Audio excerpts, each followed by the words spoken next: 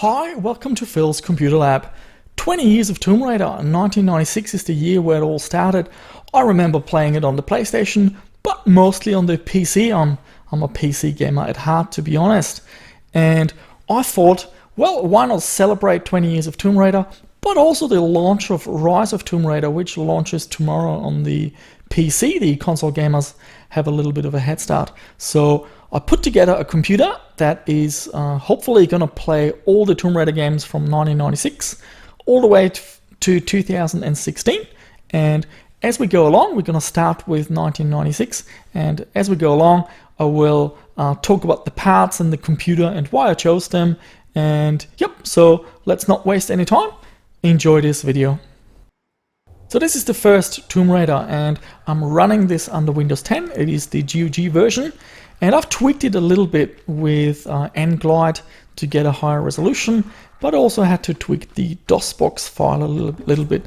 And this game runs flawless under Windows 10 with DOSBox and nglide, but for some strange reason I had issues under Windows XP.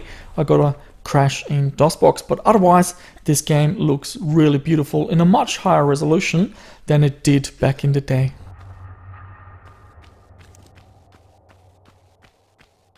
So here we're taking a look at the Tomb Raider Time Machine PC. The case is from A1, it's the A1923, it's a full ATX case, but it's very budget, it's a cheap case, around 40-50 bucks. And I like going for budget things, as you might have picked up if you watched my videos before. And as always, the system I put together is just one possibility out of many, so don't feel like this is the ultimate configuration or this is how you have to build it. I like to mix it up, I like to use different parts, and I do like to show you guys sometimes slightly different or odd approaches. So it's all about mixing it up and making it interesting. And here we got Tomb Raider 2. I also vividly remember playing this game. I had a Pentium 2 with a 3DFX Voodoo 2 graphics card. Now, this had some issues under Windows 10. The program wouldn't start, the setup program also wouldn't start, so I had to run it under XP. Now, a lot of you might be going now, well, look, there are fixes out there, but I didn't have the time really. I had to go through a lot of games, and I just prefer to build a Windows XP machine. I used to kind of get a kick out of tweaking games and fixing games, but in a way I really find it unfair. I mean, companies like GOG and Steam, they're selling games that are known to be broken and don't work under the current operating systems, and they're letting the community really fix them and do the work for them, and I'm really over it. So I'm just going to build an XP machine, run the games with minimal fuss and no dramas, and maybe you do the same thing, maybe you don't, that's cool as well. Because a lot of these games didn't run well under Windows 10, I'm using two operating systems, Windows XP and Windows 10. And a popular way of doing this is having two partitions and dual booting, maybe using a boot manager, but I'm showing you a totally different solution. I'm using a hard drive bay from StarTech, which allows me to easily plug in hard drives. So for Windows 10, I used a 120 gigabyte solid state. It's from Silicon Image, fairly budget brand, but I've got two solid state drives from them, a 60 gig and a 120 gig, and they still work fine. So I think it's a fairly decent budget brand. And for Windows XP, I'm just using a standard 160 gigabyte SATA hard drive. So to switch the operating systems, I just shut down the computer, pull the drive out, pop in the other one, and off you go. Fairly simple process, but it works for me, and I like it simple. And hey, why not? There you go, another way of doing something. Tomb Raider 3, this is also a GOG release. Now, this game works flawless under Windows 10 and XP, so it didn't have any issues. I did create a custom 4x3 resolution of 1440 by 1080 just to have the graphics a bit sharper. Now, I might actually do a video on that, how to do a custom 4x3 resolution, but I know some of you actually know what that is because you made a comment on my video how to make old games look better, so that was really good to see that some of you out there are doing the same thing. But really flawless, no issues under both operating systems with this game. So the motherboard I'm using is the Asus H61MLE. It's a micro ADX board for socket 1155, a flash to LED spice, but otherwise there's really nothing interesting to mention. It works, it does the job, so that's why I used it. The last revelation. Now, this game did run fine in Windows 10, but it runs in a window with an ugly border around. I did try toggle between full screen mode and window mode, didn't really change anything. Under Windows XP, the game runs great and also in full screen mode. The graphics card I'm using is an AMD Radeon HD 6770. Now, I initially wanted to use a GeForce GTX 460. However, when it comes to capturing, the AMD card has a few things that make video capturing easier. And I'm thinking of doing a video on that because the AMD card also has a few things that make it slightly better for Windows XP gaming. And I think that warrants me doing a video about that. So that's something you can look forward into the future. But not everyone captures. So for those of you who just want to play the game, I'm pretty sure it would work just as fine as with a GeForce. Now, I was thinking of using a more powerful graphics card for Tomb Raider and Rise of Tomb Raider. However, the HD 6770 is the fastest video card I've got. I don't want to buy a new AMD card at this point of time. I'm waiting for the 14 nanometer cards to come out this year and give me better value than what is available at the moment. Chronicles. Now we've got the same issues as with last revelation. Border around the game in Windows 10. In Windows XP, again, it runs fine in full screen mode, but otherwise no issues. The power supply I'm using is a 500 watt model from FSP. I've got actually 3 of them. One computer shop in Australia, they did a deal and I got 3 because I've got a lot of test benches and systems, and you want to have a good power supply. That's something you don't want to save money on. Probably Corsair is the other brand I do recommend. And 500 watts, it's got 2 PCI Express 6-pin connectors, so it allows me to use some of the more power-hungry video cards.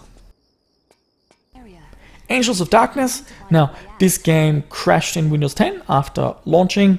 Again, there might be a fix, there might not. I really didn't want to spend the time to look for that, so I just tried it in Windows XP and it worked fine. The sound card, usually I use a Sound Blaster, but in this video I just went with the stock Realtek onboard sound chip. Works very well. All the games are pretty much tested against the Realtek sound chip because it's on basically every motherboard, and I didn't encounter any issues, and yep, it sounded fine. Legend. Now, this game works fine under Windows 10, at least what the graphics are concerned.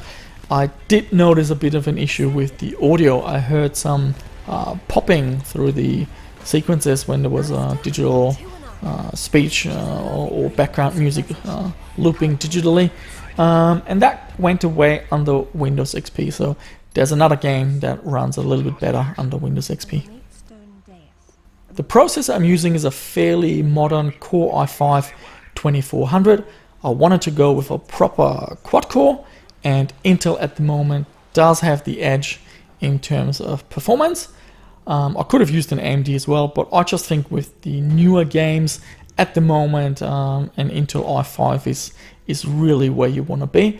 With all the new consoles being quad core, you really want to have 4 cores at this point of time.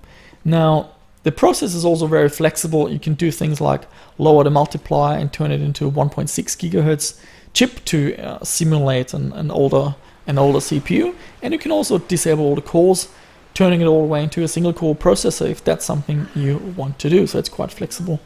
The cooler I'm using is from Deepcool. It's the Gamma Archer. I've done a video review on that, and I really like these old school sunflower type coolers, and this processor runs fairly cool. It doesn't need a beefy tower cooler, so I didn't have any issues there.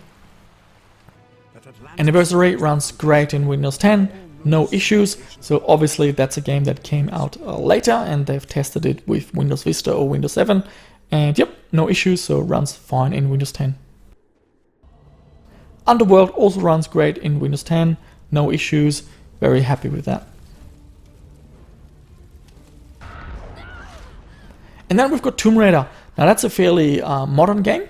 Initially I was a bit worried that the graphics card I went with is not up to the job, but I was quite surprised, to be honest. At medium details, the graphics are really flawless, and even at high details, the frame rate goes down a little bit, but the way the game is programmed, and you can probably tell that it's a console game, it doesn't need to run at 60 FPS. It's got a fairly slower pace, and the engine is not as smooth as like the old Tomb Raider games.